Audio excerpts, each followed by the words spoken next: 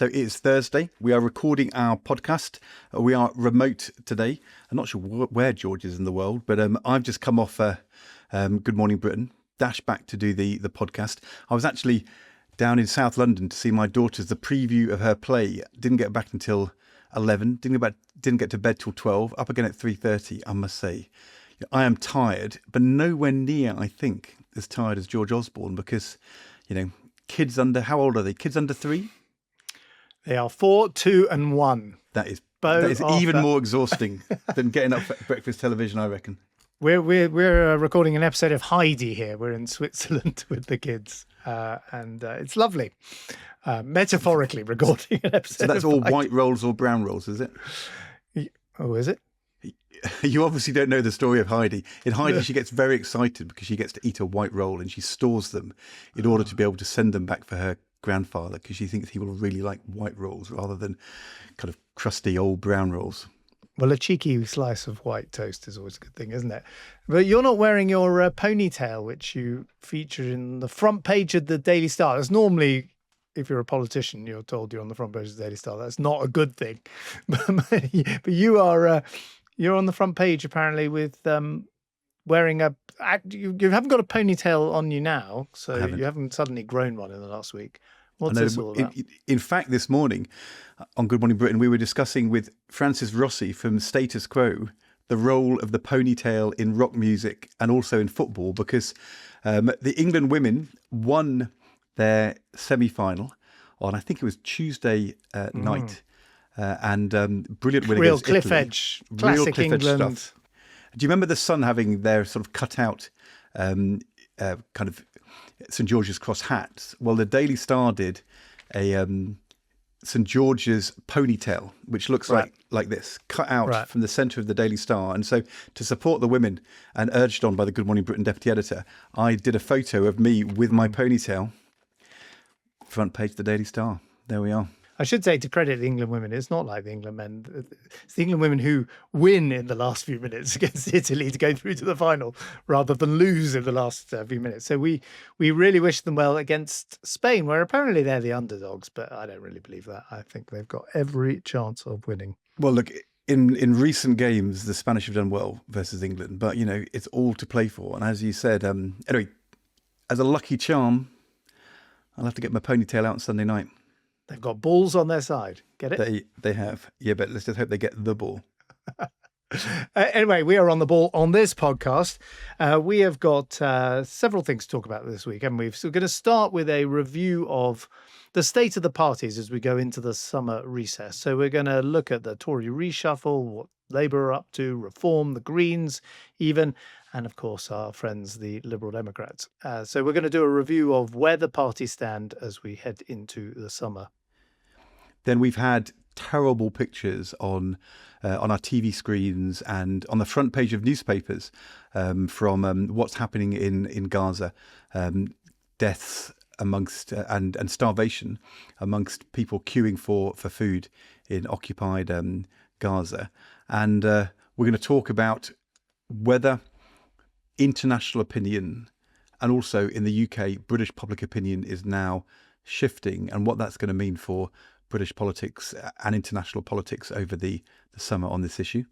But first of all, the state of the parties, the state of the party leaders going into their summer recesses. They're thinking they'll have conference speeches in the autumn, hoping for a bit of a break in August. But, the mood of your party and your leadership and the state of things has a big impact upon your sense of purpose, well-being and security if you're a political party leader at the end of July in the week Parliament rises. I think we should run through them all. Let's start with the Conservatives, because Conservative leader Kemi Badenoch marked this last week of Parliament in July by having a surprise reshuffle. And in our August episodes, we're going to chat about some political themes while people are on holiday. We thought we would talk about reshuffles. I think one of the key things with any reshuffle, I think we're going to talk in the summer about the first government reshuffle, but this is the first opposition reshuffle for Kemi Badenoch. And the question is always with a reshuffle, what's the story of the reshuffle? What's the purpose? What does it say about the state of the party, the state of that leader and the direction they are taking things in. And in this reshuffle, she kept her main players in place, Chris Philp, but she brought back James Cleverly to shadow Angela Raina, not, I think, to shadow her as Deputy Prime Minister. I don't think Kemi Badenoch is anointing James Cleverly as her de facto deputy, but certainly to shadow him on housing, communities and local government. But the question is, what did this reshuffle say about Kemi Badenoch and her leadership? What was the point of it? Yeah, so I think Kemi Badenoch's been doing a little bit better in the last few weeks. And, it's, as I've said, an incredibly tough job. Being the opposition leader when, the government's got a huge majority and just been elected, and being the first opposition leader when a government comes to office. And I think the reason she's doing a little bit better is sort of evidenced in this reshuffle. First of all, she's got the strength to do a reshuffle. For some political leaders, a reshuffle is an extremely risky maneuver to undertake, because people can refuse to move, people can refuse to serve. And I think the fact that she can undertake this reshuffle doesn't create any internal dissension as far as I can see, and that James Cleverly chooses to be part of the team. I mean, many would think that James should be the Tory leader if he'd got his, sums right in the MP ballots. He would have won the contest. But the fact he then chose to be on the backbenches, the fact he wants to be part of the team, the fact she's confident that she can bring him in and he's not seen as a kind of threat to her, I think that all speaks to the more solid position she's got. I'd just make two other observations. I mean, there are lots of people moving around in reshuffles. I'd observe this generally with opposition reshuffles. It's a bit like musical chairs. You just want to make sure you're in the right chair when the music stops and you enter government. That's the kind of key moment to get your positioning right. But the two things I would observe is, first of all, that in promoting, or rather appointing James, she has created a kind of balance to Robert Jenrick now. At the top of the party, there's another kind of there's a counterweight to Jenrick, which at the moment Priti Patel and Chris Philp aren't really providing. So, or indeed Mel Stride. So I think Cleverly, because he's clearly got ambition still to be the leader, is a bit of a balance to Jenrick, and that actually helps Kemi. And then the second observation is that most people wouldn't have noticed, is that John Glenn, who's a pretty experienced Tory politician. He's been in the Treasury. I know him well. He's a really sort of sensible, nice, moderate, smart person who I think, he became chief secretary. So he was pretty senior in the Tory government. He has been made her PPS, which is the sort of parliamentary aide. And normally you would not have a former chief secretary as your parliamentary aide, even if you're the leader of the opposition. But I think that shows that she knows she's got to connect more, manage the parliamentary party more, and speaks to actually an interview she gave in today's Financial Times, which is she's learning on the job. And I think it's fine for her to admit that, because no one's been the Tory opposition leader for 15 years. Very interesting. It's the front page of the Financial Times. As you say, she's been doing better in recent weeks because she's been going on the economy, the national insurance rise. She's obviously been listening to our podcast. She has. Badenoch we told her to stop. We told her to stop all the culture war stuff, and said focus on the economy. So, one satisfied. Maybe she's even one of our kitchen cabinet members. The front page is Badenoch pledge to model leadership on state-slashing Argentine president. I thought to myself, this is quite interesting. She's sort of doubling down on a smaller state, opposing tax cuts, wants public spending cuts like the new Argentinian president, Mr. Mille. However, a conservative leader saying she wants to emulate an Argentine president. Margaret Thatcher should be turning in her grave at the idea of an Argentinian role model for a Conservative Party leader. I thought that was quite surprising. Well, except that Zavier Mille, the Argentinian president, who is doing a pretty impressive job in Argentina, and is, I think for people on the right around the world, their hero at the moment is Mille. And he literally gets the chainsaw out on stage and says, and he's imposed dramatic cuts in public expenditure to try and bring the Argentinian basket case economy under control and get inflation down. But Mille himself said that Margaret Thatcher was a hero of his, and that caused all sorts of issues in Argentina. Not because obviously Margaret Thatcher beat the Argentinians in the Falklands, but he said, "Well, what do you want me to do? Pick as a hero a loser? I pick winners." The only thing I detect here the hand of my good friend Neil Ferguson, like one of the country's top historians. And I did an event with him at the Centre for Policy Studies on the future of the Tory party. And he was telling me and the audience how Kemi Badenoch should be following the model of Zavier Mille. And I know that they are close, Neil and Kemi. And Kemi was, for example, at his birthday party, as I was. And so I detect a bit of Ferguson's, hand behind the curtain. The only thing I'd warn Kemi about is I think Mille is doing a pretty impressive job, but in opposition, you certainly don't want to arrive, particularly as the Conservative leader at the time of a general election, with some kind of radical plan to slash public expenditure, because you will be made mincemeat of by the Labour High Command, and you've got to play a more cautious positioning role on the economy, reassuring whilst also saying, obviously, we'd be better than the current government. On a downer, though, for Kemi Badenoch, there is a very long profile in this week's New Statesman by Will Lloyd, the deputy editor. They did a very good and interesting, challenging profile of Keir Starmer a few weeks ago by the new editor, Tom McTague. This piece, Kemi Badenoch isn't working. The Tory leader was supposed to save her party. What went wrong? Hugely kind of depth of sourcing here. I think the core argument it makes is in the middle. Some of those who know her well, including those who once believed that she had something special, think the loss of confidence derives from a realization that she is out of her depth. Her decisions as leader are not geared towards big wins, but ensuring her survival.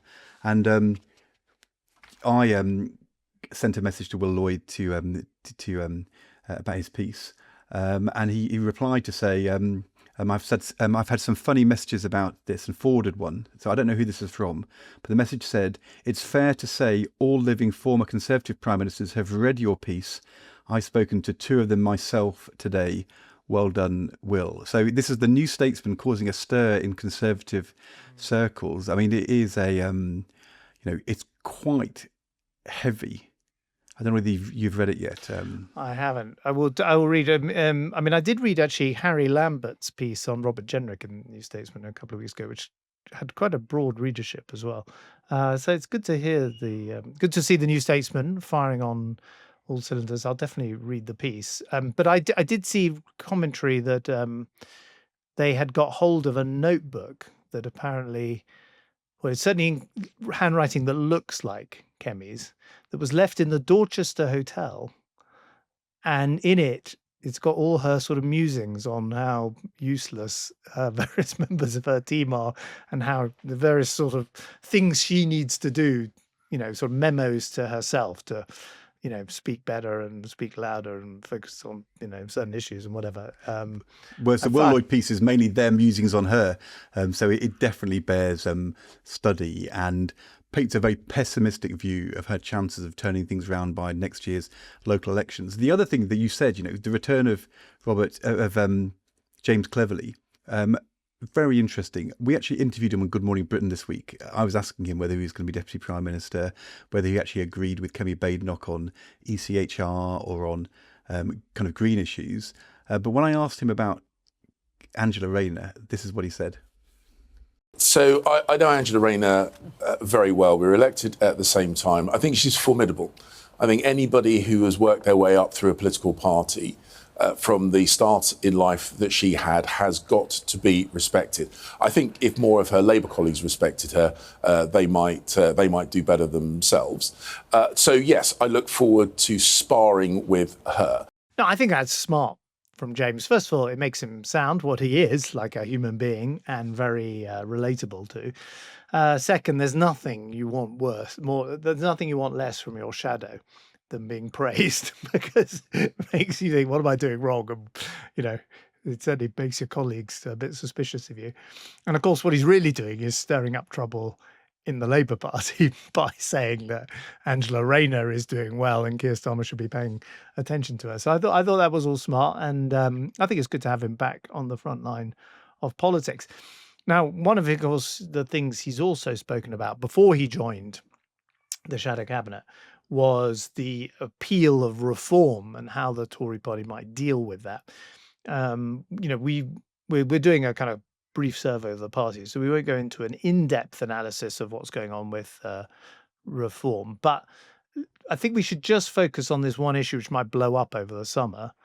Certainly the Labour government seemed to be warning us it might, which is unrest outside asylum hotels. I mean, it started with an asylum hotel in Epping. These are the hotels that the government basically commissions and pays for asylum seekers to be placed in while their claims are processed. These are the people who've come off the small boats typically. And there's, people have been gathering outside these hotels, and I guess mainstream opinion has been, people should not gather. This is all very unsavory and so on. But Farage has jumped in there and said, well, they've got every right to be there. And he said, in fact, he's sort of taken it to the Essex police, saying, why on earth are you policing it in the way you are? And why are you busking in pro-immigration protesters who he calls Antifa, which is, I think, a kind of implant from the United States, isn't it? And the anti-fascist movement was what it means. And it's kind of radical left, I think, would be a kind of way of characterizing it. Again, he does, you might not like his politics, but he is sort of putting himself at the center of things, causing all sorts of problems for the Tory party, but also, forcing the Labour government kind of onto his agenda. I mean, the message from Labour in recent days has been about this issue and the potential for unrest this summer. Well, I think that caused a lot of upset, the idea that would be the message from Labour out of the cabinet meeting on Tuesday. On Monday, you had the big John Cunliffe independent review of water, sorting out a kind of big issue, water quality, getting rid of what the regulator, sorting it all out. You'd have thought they would have had a day or two talking about this big reform, and suddenly Angela Rayner's words in the cabinet were being briefed by Number 10 to the Times, with her sort of speculating about why this unrest might be happening, knock things right off the agenda for Labour in terms of the water story. And in a way, I think Labour being drawn into the Farage-style speculation is very kind of risky from their point of view. I have to say, I think Farage may be overplaying his hand. I mean, don't forget, this is a year on from the Southport riots. He made his speech where he was raising the spectre of more civil disobedience. This is what he said. On Epping, I don't think anybody in London even understands just how close we are to civil disobedience on a vast scale in this country, and I regret saying that. Of course, there were some bad eggs that turned up at Epping. There were the usual far-right thugs. But equally, what about Antifa? Why are Antifa allowed to go to these demonstrations, to wear balaclavas, to not be identified, to do gestures last night of them shooting at members of the public? Why are Antifa allowed to turn up outside a meeting I do in Cornwall 3 months ago, to assault members of the public coming to a democratic meeting? So, it isn't all far-right thuggery, as you might sometimes hear from our Prime Minister. But do I understand how people in Epping feel? You bet your life I do. I mean, I think this is just very risky from his point of view. Tommy Robinson, the far-right activist, is out there straight away saying he's off to Epping. The far-right organised fascist groups wanting to join these demonstrations. Nigel Farage, to win, has to reach into the centre ground and challenge reasonable centrist, centre-right, conservative opinion. I'm not sure this is the right way for him to be doing it. He started in that speech as well. He joined in, doubled down on one of his Reform MPs saying, we don't want all these women police officers going around patrolling. Pairs of women police officers is a bad idea. We want big, burly men, which kind of very upsetting to police leaders who are trying to get more women into policing. If you go back to some of the conversations we had a year ago about Nigel Farage, there is a parallel with Donald Trump. Donald Trump doubled down on that sort of the anti-vax, conspiracy theory, far-right MAGA world, and that is currently biting him back on Yeah, Epstein. but hold on, Ed. He's the president of the United States, so it did work for him. That's right, but he's being bitten back on that now. And for Nigel Farage, what does the kind of conservative opinion that he needs to win over think of Nigel Farage in this sort of anti-police, anti-establishment, anti-law and order? I mean, the idea that police were bussing in protesters is absolute total nonsense. What they're doing is making sure that there isn't violence between two sides at a demonstration. But don't you think that this is something that he can live to regret? Well, as a sort of citizen, I kind of wish what you were saying was true. But as someone who was a political strategist, I wonder whether that is the case, because I'm not sure he can overplay his hand on issues like this. I mean, he can, but it's a long way beyond this. I think what he is doing... There is no way, George, Margaret Thatcher would be doing this. She wouldn't be on the side of the lawless, violent rioter against the police and our society. She just wouldn't do that. But I think she was a very, very different opposition. She was leader of the Conservative Party. She was an unknown. She was trying to establish herself. I mean, she'd been in the Heath cabinet, but she was basically unknown. She was first female party leader. Farage has been around for a long time. As we've discussed before, the polling shows his toxicity is right down now. People don't have an objection to him being prime minister in the way that they used to. And I think he's identifying issues which don't just, I would say, agitate Conservative supporters or former Conservative supporters, but I think there'll be a lot of Labour supporters as well, who are agitated about things like these asylum hotels. Now, just, a very sensible, good friend of mine, Sajid Javid, when he was the MP for Bromsgrove, and I think he was Home Secretary at the time, I remember talking to him about these asylum hotels. And the government spends billions of pounds on hotel bills. And as Farage says, well, they don't spend hotel, but, they don't pay your hotel bill. They're paying everyone, these, people who just turned up. And Sajid said to me, you have no idea, in the communities where these hotels are, it is really, really difficult. And these, you get large numbers of young men who've just come into the country. They don't just sit in the hotel. They can't work. They tend to kind of congregate in the town centre because they've got nothing else to do. And it's very, very dangerous for incumbent governments to ignore it. And that's what the Sunak government found to its cost on the asylum, or its inability to deal with the problem proved, in Sunak's own words, very, very damaging. And I think for this government, just to sort of say, oh, well, it's the far right and we better not have a riot this summer, I think it's just a little bit risky that you are misreading where a lot of Labour support also comes from. Yeah, but I'm not saying they should say that. I mean, I think Labour has to be showing that it is trying to tackle an asylum backlog, which was ignored for the last few years, tackle the small boats issue, which was essentially kind of stalled by the previous government because Rwanda failed, trying to get to a returns agreement with France and more widely, trying to increase the policing. You had the announcement this week that they are now have an agreement with Deliveroo and the other delivery driving firms. If people are illegally working out of asylum hotels, they can now be identified and tackled, not something which happened in the past. Of course, you've got to be doing something about it.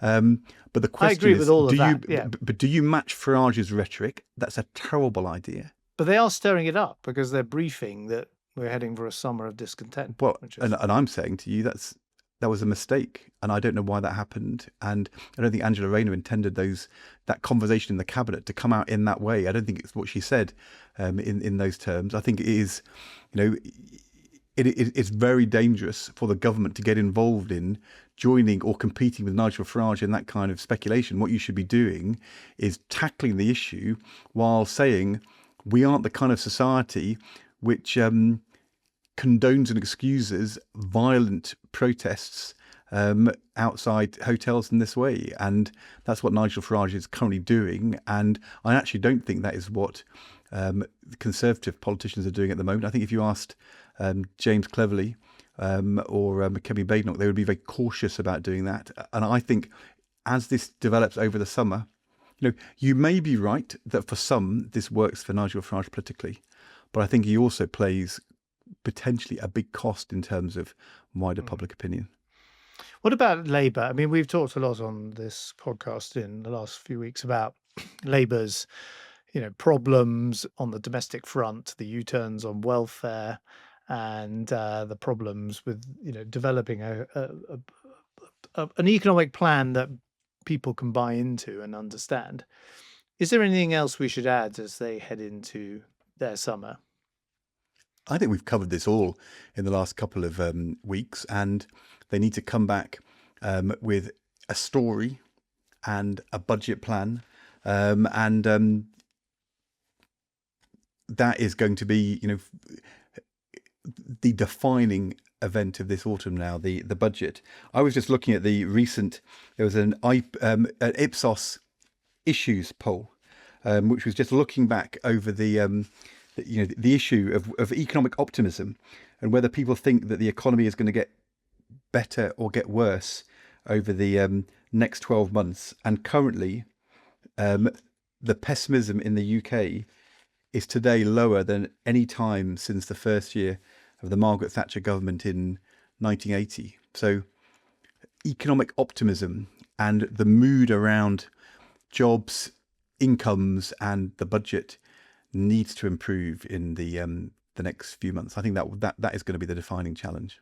Or Zavier Mille needs to invade the Falkland Islands, because that's Doug Margaret Thatcher out of that particular hole. But that is not the Badenoch strategy, as we know from today's Financial Times.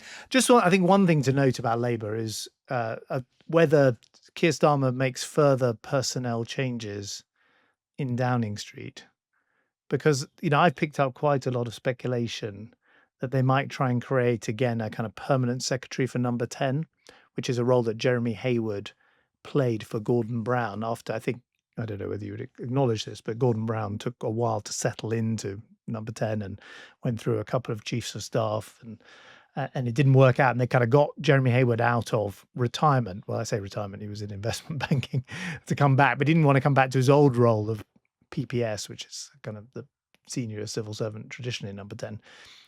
So they created this role of permanent secretary at Number 10. And so I've heard there's talk of that, and there's, his current PPS is meant to be very good, but she's from the NHS and doesn't have that kind of broader experience of the Treasury and how domestic departments operate. The cabinet secretary, Chris Wormold, who is, a very, a man of great integrity and, smart and so on, but he wasn't the most kind of dynamic choice they could have made. And they're beginning to think, well, we need something a bit more dynamic. So we will talk, as you were saying, in the summer about how first government reshuffles tend to work. But I would just look at the kind of reshuffle of his own Downing Street team, because the foreign affairs team is working well. I think it's generally acknowledged, with people like Jonathan Powell and Michael Ellam and Ollie Robbins at the head of the Foreign Office, Peter Mandelson in Washington. Domestic team, I don't think anyone doubts the abilities of Morgan McSweeney, but he is sort of stretched pretty thin, and we need to get they need to get their domestic program working better than it is at the moment. Well, look, there isn't really a big figure equivalent to Jonathan Powell or Mike Ellam as the civil servant domestic policy coordinator in the Cabinet Office and in Number 10. Rachel Reeves has just announced in the last couple of days that her advisors, I think John Van Reenen, going back to the London School of Economics, and her other economic advisor, Anna Valera, also going back to the LSE. If I was Rachel Reeves, I'd be trying to persuade Mike Ellam to move over from Number 10 and come back to the Treasury.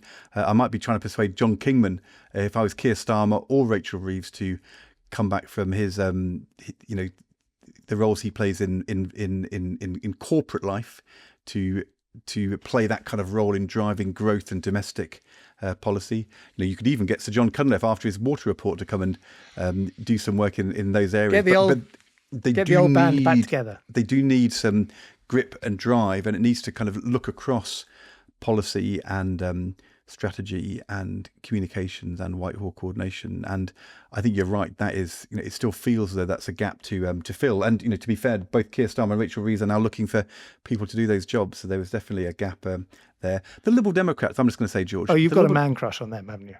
Well, or on Ed Davey? I actually think, look, in July, we aren't saying Ed Davey's position is in peril. I think he's actually quite secure. They haven't been driving the news and making big waves, but I bet you behind the scenes, in this new, more complex multi-party world where you have to be very efficient in how you target your resources to target your votes, I would think the Liberal Democrats behind the scenes are working really hard to hold on to all those seats they won last year. They were one of the winners from last year's elections, and so I would think the Liberal Democrats will go into the summer feeling, quite happy at the leadership level about the direction they're going in. Yeah, I mean, by the way, if you'd been as nice about them in 2010 as you're being now, they might have gone into coalition with you. Well. Anyway, what about the Greens? We didn't talk about them much in 2010, but they are a feature of politics today, aren't they? And they are. There are votes on the left of Labour leaching off to the Greens. Of course, they won seats like the Bristol West seat in the general election. I think they've got a leadership contest on, haven't they? They have. Well, the two small parties on the left of Labour, the new Corbyn Zawa Sultana party and the Green Party, both of them are in complete chaos. But I'm not sure how much that matters in terms of the threat to Labour, because to the extent that those are people who have voted Labour and are getting very frustrated about issues and decide to vote for another left party, they're not voting for a prime minister. So it's a protest vote, or it's a turning away vote. But as I said, the chaos isn't only in Jeremy Corbyn and Sultana trying to work out whether they have or have not formed a new party. The Greens are in a leadership election at the moment because they've had a joint leadership between two of the party's MPs, Adrian Ramsey and Ellie Chowns. She's then decided she's going to stand down. There's a new leadership election. There's an insurgent eco-populist Green called Zach Polanski, the current deputy leader, who's taking on Ramsey for the leadership. It's all quite tense. I don't know whether you saw last night on the Ian Dale programme, he had the two of them on for a debate. And this is such a classic piece of bad politics. Ian Dale asks the two of them if they like each other.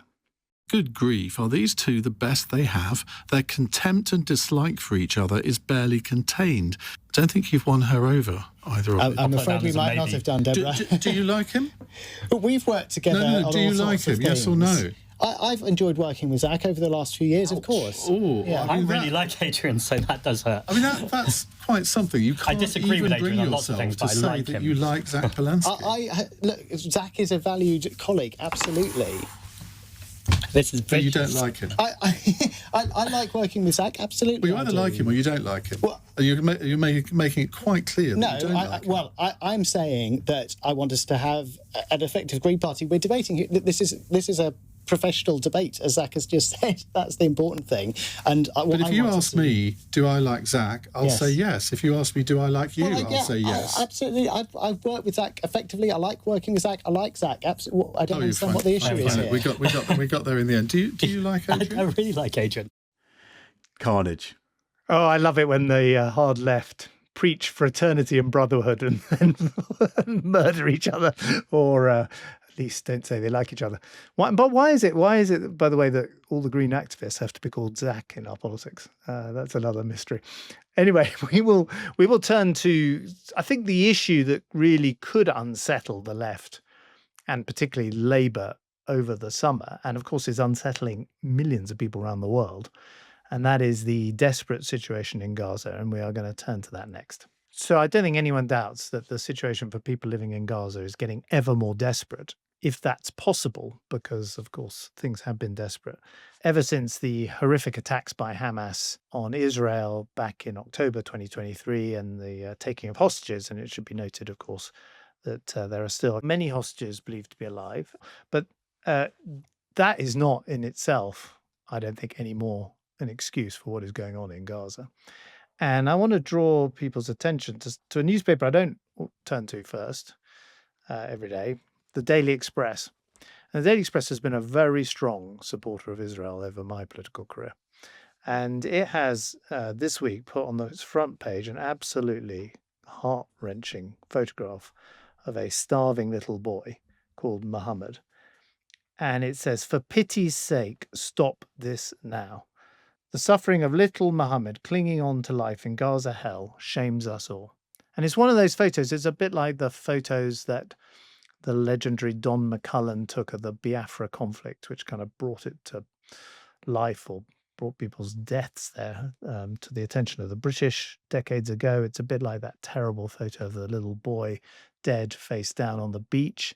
And when they had those crossings in the Mediterranean a few years ago. I mean, I think this photo, and there have been a couple of other photos coming out of Gaza, because, of course, broadcasting is so difficult from Gaza, I think really has shocked everyone, even people who would, like myself, support Israel and, of course, defend absolutely its right to exist. And I think it is really sort of shaking up what's going on right now, which, you know, the deaths of people queuing to get aid, being shot down by Israeli soldiers and bombed by Israeli jets, and sometimes with the IDF saying, "Oh, well, our bombs didn't work properly." You know, that is becoming completely unacceptable in world opinion. And of course, it has to be said, there is a parallel between these, and I think deliberately, the newspaper was trying to do this, a parallel between these pictures of a starving child and the victims of the concentration camps in the 1940s. So it is shocking world opinion. I think it is shifting the global politics, and it's going to have quite a significant impact on the domestic politics here. Let's just hear what David Lammy, the Foreign Secretary, said about this in the House of Commons this week. It's a grotesque spectacle, wrecking a terrible human cost. Almost 1,000 civilians have been killed since May, seeking aid, including 100, Mr. Deputy Speaker, this weekend alone. There are near daily reports of Israeli troops opening fire on people to access food. Israeli jets have hit women and children waiting for a health clinic to open. An Israeli drone has struck down children filling water containers, which Israeli officials blamed on a technical error. The Israeli government must answer what possible military justification can there be for strikes that have killed desperate, starving children. That statement, as Britain, with 29 other countries, issued a joint statement calling for an immediate end to the war in Gaza, for Israel to comply with international law. In that statement, I think on Monday, they said the Israeli government's aid delivery model is dangerous, fuels instability and deprives Gazans of human dignity. David Lammy said that the situation was grotesque. At the same time, in Israel, former Prime Minister Ehud Olmert, the Likud Prime Minister back in 2006-07, said that the humanitarian city Israel's defense minister has proposed building on the ruins of Rafah would be a concentration camp, and forcing Palestinians inside would be ethnic cleansing. I mean, very strong words from a senior centrist, centre-right Israeli politician. I mean, I should say Ehud Barak, one of Israel's greatest prime ministers and most decorated military commanders, has also been, venomous in his attacks on the Netanyahu government and what's going on in Gaza, which he thinks is despicable. And although nobody quite knows what is in the mind of Donald Trump, increasingly loud briefings of anger and frustration from within the American administration. And you do wonder to yourself, what is happening now in the mind of Prime Minister Netanyahu? I mean, is he now at a stage where international opinion doesn't matter anymore? That actually he's in such an internal fight for survival with his coalition and his own survival politically within Israel that that the wider economic and political context. In the case of the UK, we were in discussions with Israel for a free trade agreement. That is all on hold. That statement I referred to a moment ago says that there'll have to be further action to get a better set of outcomes. What are these actions? David Lammy, talking earlier in the week, was clearly has an open mind. The kind of sanctioning that he has decided to do against individuals in the Israeli cabinet, that could become more widespread, more systemic. I mean, but does Netanyahu care at the moment about that? Is he just is he so doubled down on this strategy? Well, I think what has happened is that Israel has emerged as the kind of local superpower in the Middle East. I mean, it has absolutely humbled Iran. It has destroyed Hezbollah. And of course, it is conducting this now, 2-year campaign almost in Gaza with this goal of trying to eliminate Hamas. But many sensible people, including, commentary I've read from senior former IDF commanders, that's the Israeli army, are saying that on Gaza, not on Hezbollah or Iran, where there's been a lot of support for what Israel's done, but on Gaza, it's all tactics of this particular bloc or this particular Hamas cell they're going after, and there's zero strategy. And they are, of course, radicalizing not only many tens of thousands, presumably, of citizens inside Gaza who will have now had many relatives of theirs killed in this conflict, but radicalizing, a whole generation, not just of Muslims around the world, but creating, I think, a huge antipathy towards Israel amongst people who previously had no antipathy towards Israel and probably were mildly in support. So I think, for Israel's own security, and I say this again as someone who was, a strong supporter, it makes zero sense. And it is so dangerous and worrying for the Jewish population in countries around the world. I mean, here in the UK, anti-Semitic attacks on the rise, a real sense of fear in that community and worry about the future. I mean, it is so dangerous and tragic what is happening. And it speaks to this kind of dilemma, which I think Israel has always had, and indeed the whole, the Jewish population since the Second World War, which is they don't want to rely on anyone else ever again for their safety because of what happened in the 1940s. But that, and they, applaud their kind of technical and military prowess, even if it was found desperately wanting back in October 2023. But now it's reestablished. And so they say, who do we need? And, they think the only country they really need to pay attention to is the United States. And of course, the US helped them with that bombing of Iran recently. But I think that's kind of risky. That is a very risky strategy if you're a supporter of Israel and a believer in Israel, that you are kind of turning global opinion. And those countries, the 29 countries that you said have just signed this thing, okay, it's Britain, but it's also France. Okay, but it's like Switzerland, Sweden. It's a whole list of countries that you would definitely not want to feel that you are conducting something approaching ethnic cleansing. So anyway, that is the kind of politics in Israel. And there are very, very large numbers of Israelis who are as worried as we are. But what about the kind of domestic politics here in the UK? Because I'm going to sort of, challenge you a bit as someone who used to be a Labour politician. David Lammy can say all those things in the House of Commons. He can say we're not proceeding with the trade deal. There are other things the UK government could do. Right? It could ban the sale of arms to Israel, for a start, from the UK. Not actually that important for Israel militarily, and not important for us economically either. But in some ways, that lends itself to something you could do, therefore, without much kind of cost.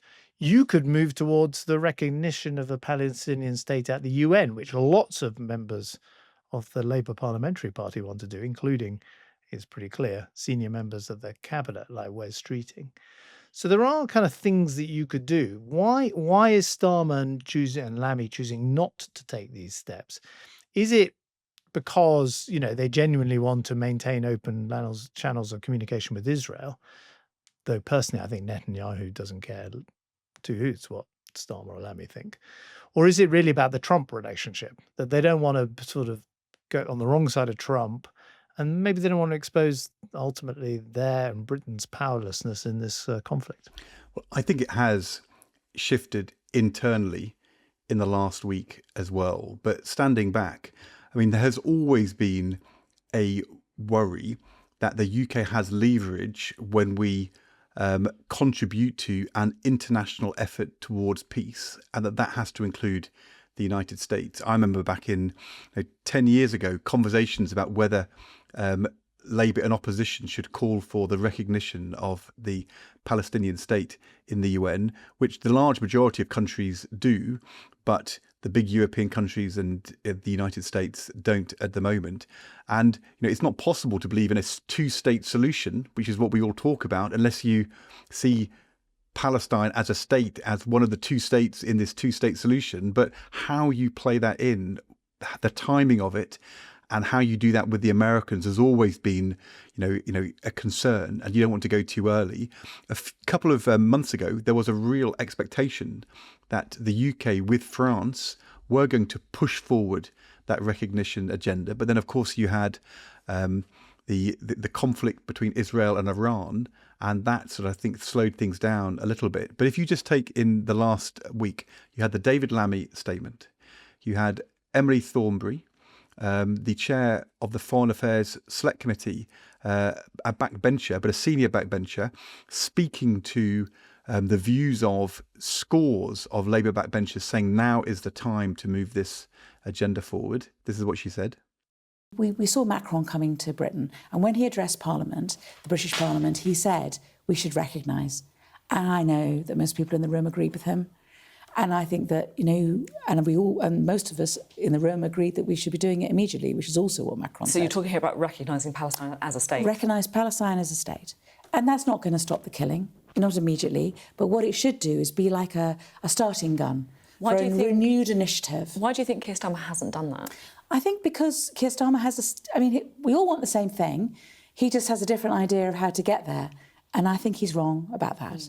Since her interview on Monday, Sadiq Khan, the Labour mayor, has come up publicly calling for the state of Palestine to be recognised. There was a report in the newspapers that Keir Starmer was under pressure from cabinet members. It mentioned Shabana Mahmood, Hilary Benn and Wes Streeting wanting a move on this publicly. Wes Streeting then in Parliament on Tuesday referred to the case for this recognition, saying it needed to happen while there was still a Palestinian state which could be recognised.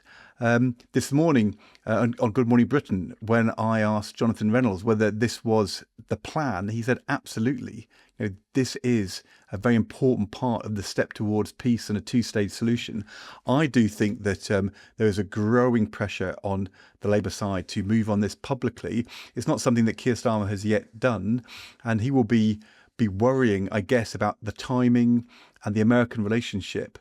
But, we talked in the days after the terrible Hamas attack on those and the hostage taking after October the 7th, and hostage taking on October the 7th, how Keir Starmer got behind the curve internally, politically on that issue. And he won't want to do that again. So I do think even compared to a week ago, there is now growing pressure on him to make a move on this, maybe to do that in concert, but not to wait for the Americans. And because at the point when the Daily Express, as you said, 2 days running, is splashing on starvation and the plight of Gaza children, Palestinian children in Gaza, that is not a moment where you want to be behind public opinion. And presumably, the Labour High Command is extremely vulnerable to a Commons vote on some motion on this. It has all the kind of hallmarks of the disability benefit vote, which is, what Labour MP is not going to vote to recognise the Palestinian state. And, are you going to really be able to whip your MPs against that?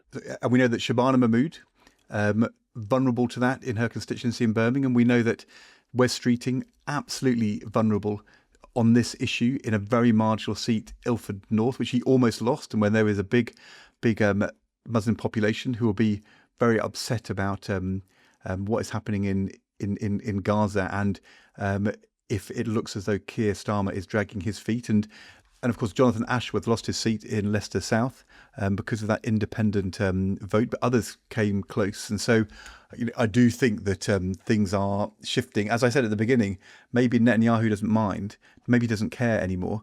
But I think domestically, this is going to become a increasingly hot and salient issue in the coming weeks. What about Palestine Action? I mean, that's the kind of radical group that have broken into air bases and kind of lobbied and sprayed paint all over the kind of headquarters of companies which are associated with Israel, and been very intimidating, I think, if you were a Jewish person living in Britain. I mean, they've actually been designated, and they've been made a prescribed organisation by this government, which is what you do with terror groups. And I was wondering whether, on the left, people are kind of happy with that. Maybe do they feel the government's overreaching in this space? Or do you, a bit like Just Stop Oil, which was ultimately, Just Stop Oil, hilariously declared victory just at the moment when everyone seems to be backing off the green pledges, but principally because, as far as I can see, many leading Just Stop Oil people were put in prison and are currently in jail.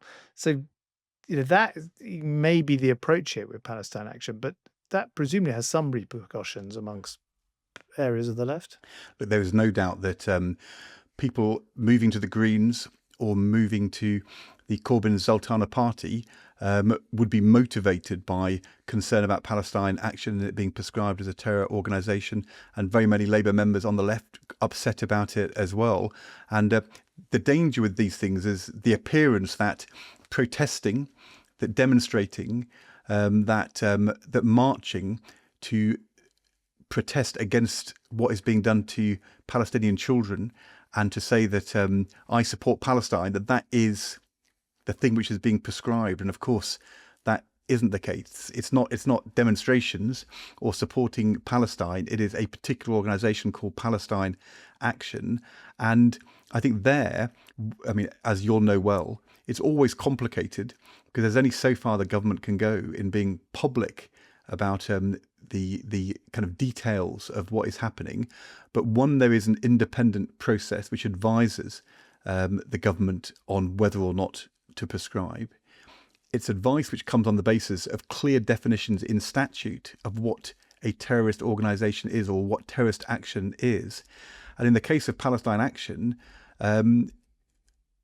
you mentioned some of the things we've seen happen publicly. I think it's been widely reported that there are currently live cases of individuals who going through the court process in the coming months where they are being charged for terrorist offences for actions which are not yet in the public domain because they are subject to all those right and proper court restrictions on what can be reported and talked about. But I think demonstrating or waving a flag or holding a placard is not the issue when it comes to Palestine Action.